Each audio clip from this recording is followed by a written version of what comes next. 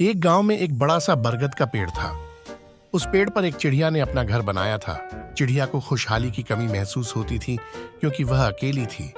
वह अपने आप से रूठी हुई थी। एक दिन एक अन्य चिड़िया उस पेड़ पर आई। वह देखा कि पहली चिड़िया अकेली है और उसको साथ में खुश नहीं देखती। उसने उसे संबोधित किया और मित्रता का प्रस्ताव दिया।